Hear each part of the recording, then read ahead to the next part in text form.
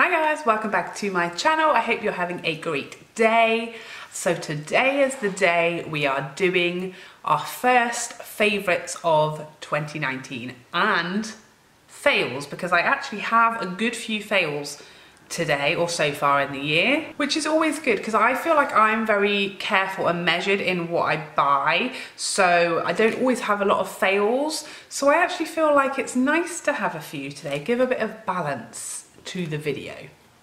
You've got to take the highs and the lows in life. You can't just be all peaks. It's gonna happen eventually. We were gonna hit some kind of hurdle, but we've moved on from it. It's all gonna be fine. But I thought I would share them with you today in the hope that I can save you from my mistakes. So I'm gonna start off with a few skincare items. The first one being the Ordinary Glycolic Acid Toning Solution. I showed you guys this in a haul recently, I think.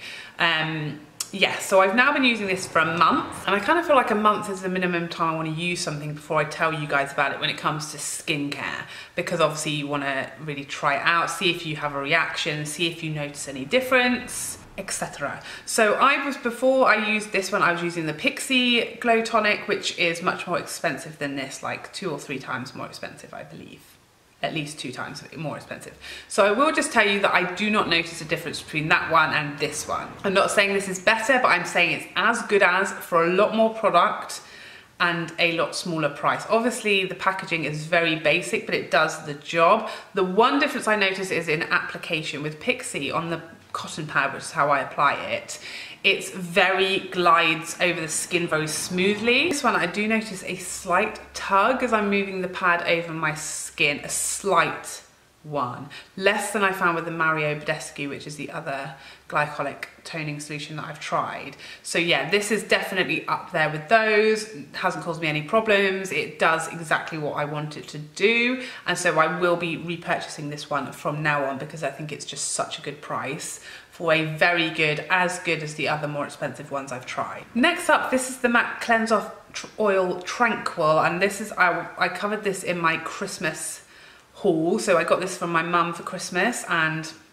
I mean, you can see I've literally used it every day that I've used a cleanse off oil. I've used this. I love it. It's definitely stamped its authority as my favorite cleanse off product. I definitely prefer it to the Clinique, having now used it for a good few weeks. I just find it the most effective and the quickest and easiest and most pleasant to use out of all the cleanse off type of oil type of things, products, you know, I like this one best.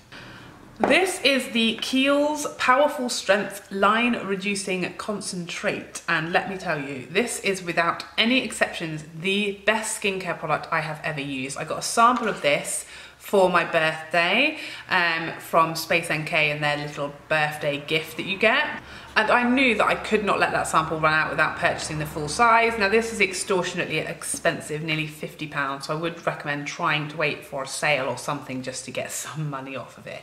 But it is a very large size, it is 50ml. And the reason this is still in the box is because the sample actually lasted me, it's still going, it's lasted me a good 8 or 9 days using it once a day, and it is just so effective. It really smooths lines and wrinkles straight away, but then over time as well the effect gets more. It's really nice to put on. It has a sort of almost warming effect to it, like immediately sinks into the skin, so you don't have to wait for ages, before going in makeup. I feel like it improves the look of my makeup. It certainly improves the look of my lines, both instantly and over time. Cannot recommend this highly enough, even though it is so expensive. I think personally it's worth it, especially as you do get a much larger size than in most serums, so it's not as expensive per mil as it may seem. Well, that's what I tell myself and my husband.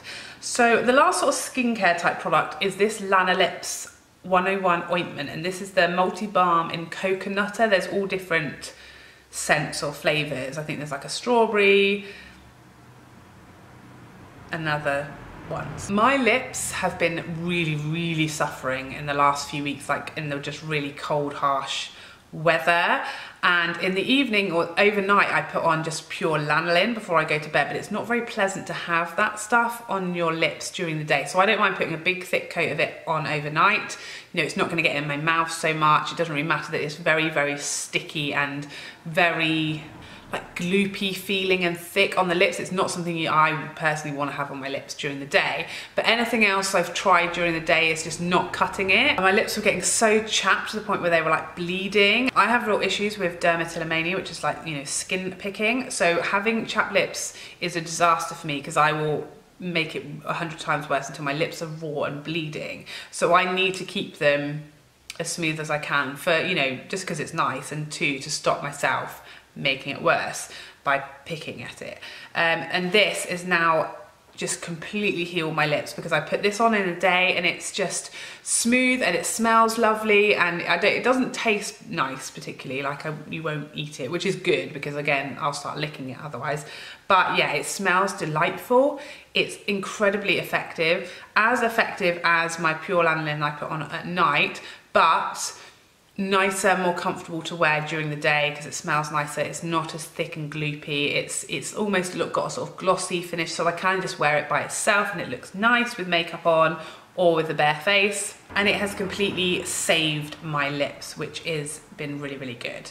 This is the best lip balm I think I've tried as far as like a daytime wearable one. So now for makeup. I have two foundations to tell you about that I have pretty much used exclusively for the whole of January. So the first is the Charlotte Tilbury Light Wonder.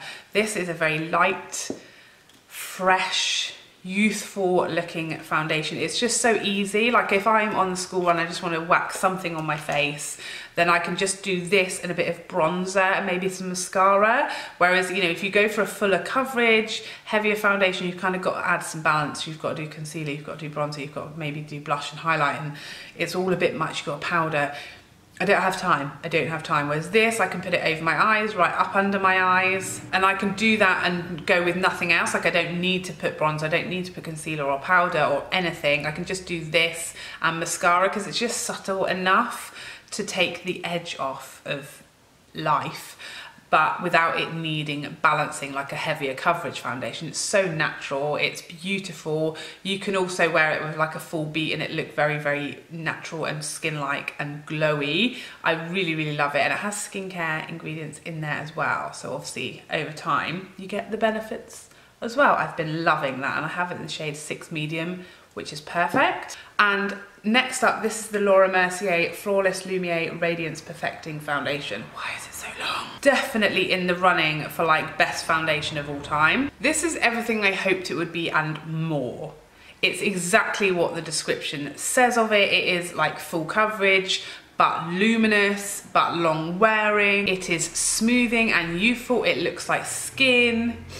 It's one of the few foundations that comes sort of 8 or 9 at night. I'm not desperately getting off my face, you know, as soon as I'm in the door and the kids have gone to bed. Normally your makeup's starting to feel like, oh, get it off me, it's hot, it's, you know, maybe you feel a bit dried out, it just feels a bit heavy and uncomfortable and you want it off. This I literally wear until I go to bed and take it off, and I don't even really remember it's there because it's so light and hydrating feeling. It's very comfortable on the skin. It wears amazingly for like 10 hours. If I want to like mattify it down a bit, because throughout the day it does get a bit more luminous, I can do that, but it still keeps its luminosity. It just doesn't go, you know, extra luminous. If I just want to be dewy, I don't set it, I just go with this. I find that unlike a lot of dewier foundations, it wears very well and it doesn't come off everywhere. I don't think it's completely transfer proof, certainly not without setting, but it's also not moving about or coming off all over the place. So yeah, I did have slight issues with the shade range of this. I started off with the shade Macadamia in my review and it was much too light, and then I picked up the shade Golden, which is okay, but it's a little warm. But I don't necessarily think there's a better shade. I think this is probably the best shade for me. Yeah, I'm gonna still go in because it wasn't possible for me to swatch this. It was only available online when I first picked this up, but it is now in store. So I think I maybe need to go and just have a look. There's a couple of other shades I want to swatch. One of them is Latte and the other is Bisque, which I just want to see if maybe there is a closer match for me than golden. I think in my summer shade, I would definitely, tawny looks like the perfect summer shade for me. But winter, it's been a bit tricky because I am warm toned, but I'm not very yellow. I think Laura Mercier's warm toned foundation shades are very yellow or orangey. So for me, maybe I should go for a neutral, perhaps. So now for concealers, there's actually two concealers I've really enjoyed this month. The first is the Charlotte Tilbury Magic Away Concealer Wand. I have one extremely big issue with this concealer, which is why I probably won't repurchase it, and that is the size. I have maybe used this concealer maybe 5 times, definitely no more, and it's already, you can see in the window up to here, I'd say maybe a quarter of it is gone. If I was using this every day, and if I was using this every day and I've only been using this quite lightly on sort of more natural makeup days, it would be gone within a month, and I find that unacceptable. For the price, that is a no. So if it was blowing me away and it was considerably better than any other concealer I've tried, perhaps I'd repurchase it. But that's just, it's not that much better that I can justify the price for the amount of product. It's just so poor. I feel like it needs to be double the amount for me to consider rebuying it. And I think that's such a shame because the value for money is just awful. It's really, really poor. This is 4 mils versus the Born This Way is 15. Nearly 4 times as much in the Born This Way. It's ridiculous. So yeah, I struggle with that. It's painful. Feels like I'm calling this a fail, but it's not. I actually love the concealer. I love the shade. I have mine in shade 5. It's a more natural shade for me rather than a very, very bright shade. It's a very natural finish, which I like. It's not very, very matte. It's not heavy. It feels like nothing. It looks very natural. It is beautiful under in lines. It sits very, very nice. I think mature skin will love it, but why isn't there more? And the second one, as you might have guessed, is the Born This Way. I've had this for quite a long time. I reviewed it when it first came out, and I've been kind of going back and forth with it. I liked it, but I wasn't obsessed with it. I've always liked this, but once the Huda came along, this kind of took a bit of a back seat to that one, and then I started trying out the MAC one, and I've been reviewing a lot of concealers since, and so I've just really picked this one back up recently, because it's a good, more natural shade. This is the shade Golden Beige, and it's what I've got on today, and I'm wearing the Too Faced Born This Way foundation in natural beige, which is a nice natural combo without having a very bright under eye. Yeah, and I think it's really good. It's just reminded me it is a very good concealer, and I've been reaching for this one a lot. Very full coverage, matte but not very, very heavy or drying, and an incredible deal as far as amount for your bucks. So yeah, I've really been reaching for this one in the last month. Next up, this is the Charlotte Tilbury Contour Wand. I have mine in the lighter shade and it is almost entirely gone. I've got it on today. I've really had a big break off of like contouring at all, but just in the last few weeks I've started to pick this back up. I think after I did my full face of Charlotte Tilbury and I used this, I think that was when I used it, and I was like, do you know what, I love this. I think it makes such a difference to makeup, a cream contour. If you've got time, it's obviously an extra step.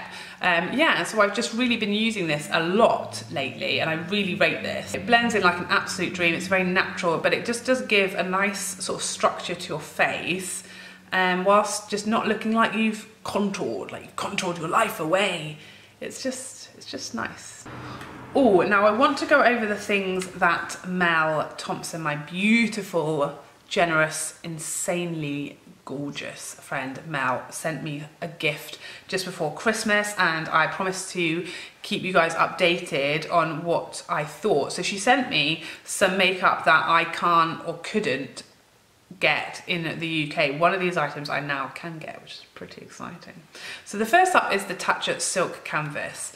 Now, you will see I have made a bit of a start of it, but I've been really saving this for special. My hope and my prayer is that by the time I get through this, which at the rate I'm trying not to use it will be 2026, I'm really just praying that Tatcha will be available in the UK in the next year or so, and I'm afraid to use this up until I know that's going to happen, because it's by far the best primer I've ever used. It's incredible. I'm obsessed with it. It's everything I want a primer to be and more. It's smells like heaven, like angels from heaven would smell.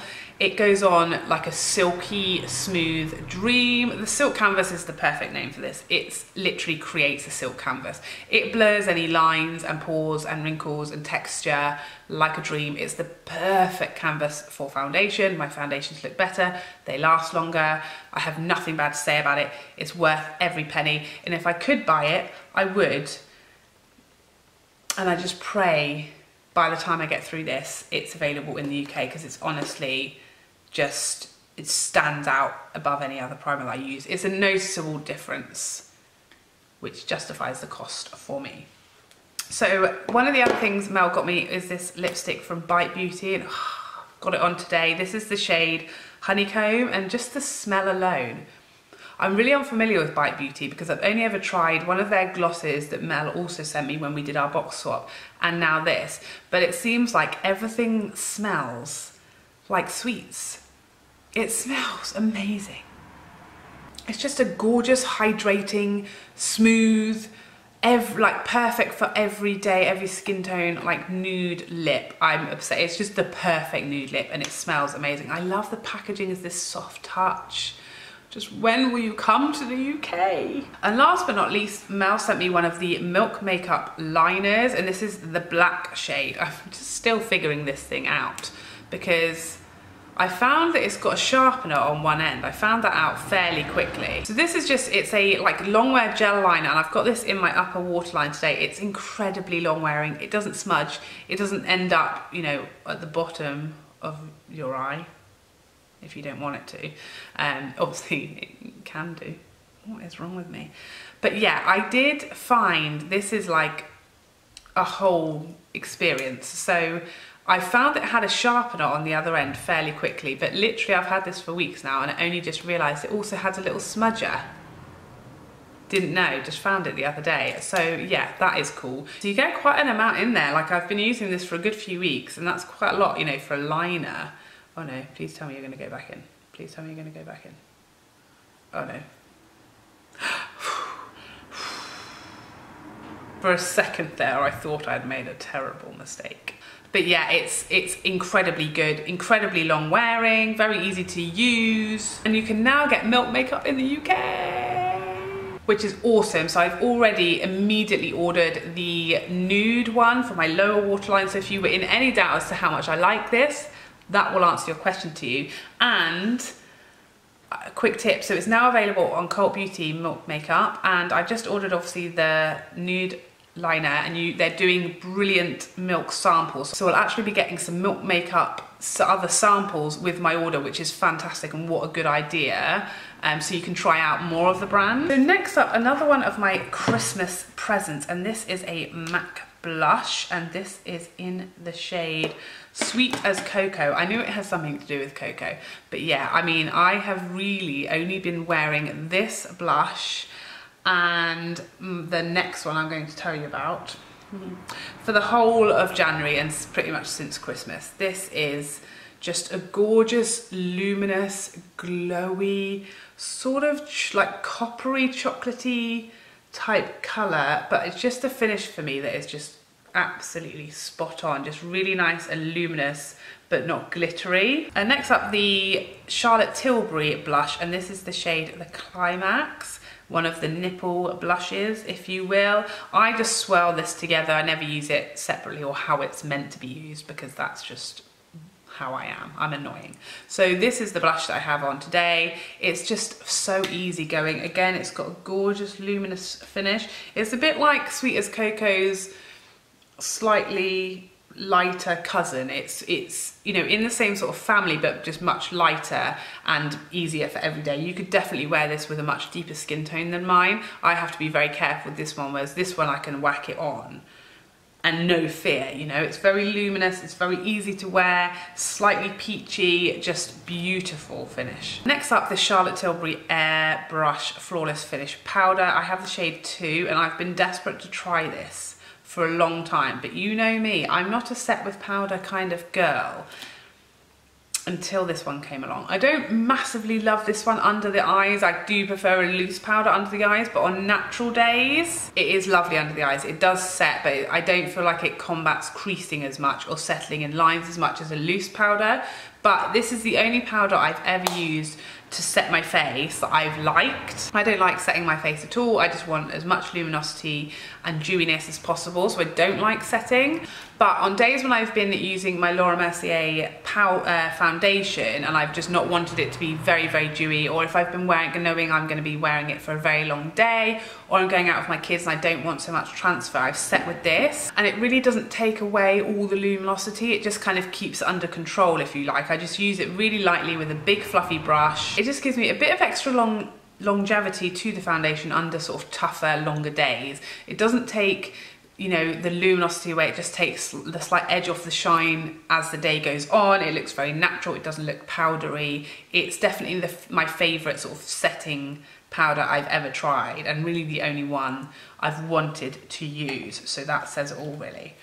One of my favourite products of all time, this is the Marc Jacobs Tantastic bronzer, the Omega bronze in the shade Tantastic, I believe is how that situation goes. This is possibly my favourite bronzer of all time.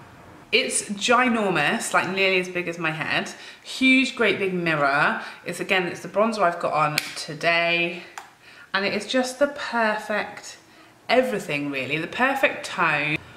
Not too warm, not too cool, not too matte, but it is matte, but a very soft, natural, smoothing matte, if that makes sense. Its texture is like silk. It is a joy to use. It's perfect. It smells amazing. Why am I so obsessed with how everything smells? I don't know. Who knows? A psychiatrist will tell me one day. But it is just, yeah, perfect. Everything I would want in a bronzer. And last but not least, for the goodies of the month, and this is the Mcgrath Mothership 5 palette. Bronze Seduction, I believe, is its full name. This has been a treat. I picked this up in her sale. I've got it on today, but I've used it very softly today. I've literally just used a very light hand with this aubergine shade, light hand with this champagne type shade on my lid. Every shade in here is delightful. The formula is delightful. This up here, this rose gold shade, is like absolute wet heaven. Like it is, I mean, come on. You literally just can't, I can't even tell you. There can be no description to explain how beautiful this is and how it is to use it. It's like the ultimate luxury. It really is. I've just loved it. I've used it for my birthday and got, you know, the most glam makeup going. I've used it today and just got a very soft, subtle look. I feel like it is a lot more flexible than people perhaps would think just to look at it. Certainly at the price. So now for my fails. First up, this is the Maybelline Snap Mascara. Now I did review this and it is just very average for me.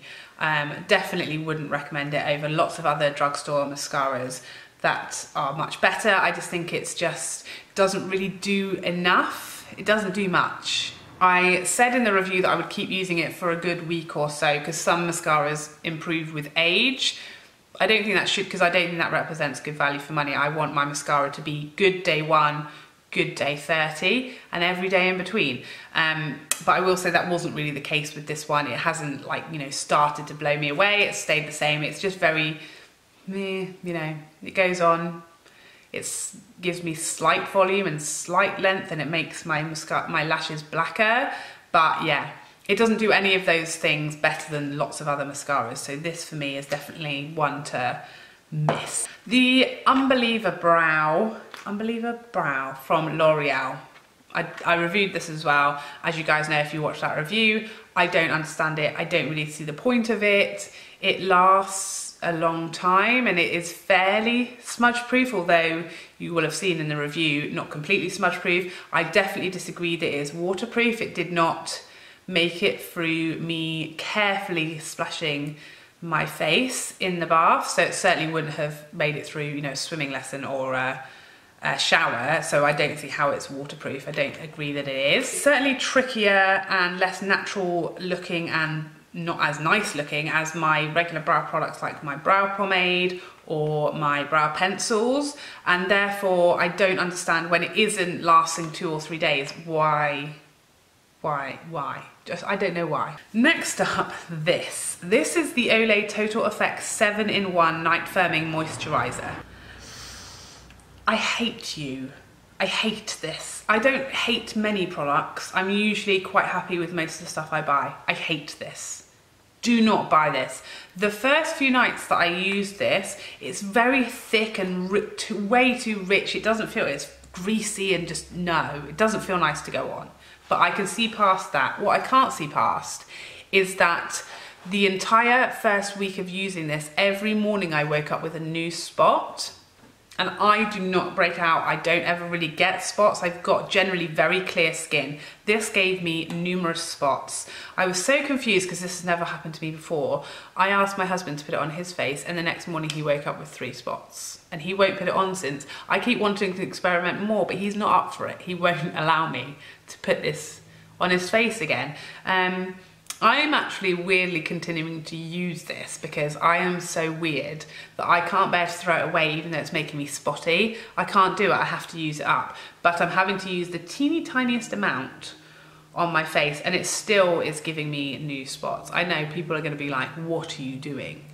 But that, I have some kind of weird thing in me where I have to use stuff up, all right? I can't help it, but I hate it.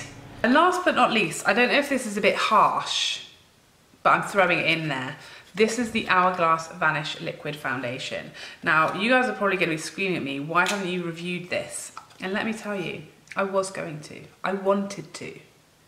I intended to. I sat here and I got it out and I put it on about this much of my face. But let me just say, this is the shade Sand, which according to this description is light medium with golden undertones, which is generally the description I go for when I get a foundation. Sometimes I even go medium with golden undertones, depending on how I feel and what the shade range looks like.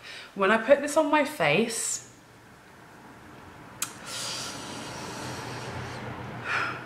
I look like a Simpson. I don't know if there was a human on this earth that is as yellow as this foundation. I don't think it's going to do it justice looking at it in the bottle. But this was £51, and let me tell you, I will be selling this immediately on eBay because that really, really hurts me. And look, £51, this doesn't even have a full fluid ounce in it. It's got 25 mils, 5 mil less than what I believe to be the minimum amount of foundation you should get. Like nowadays, I mean, the Charlotte Tilbury is 40 mils.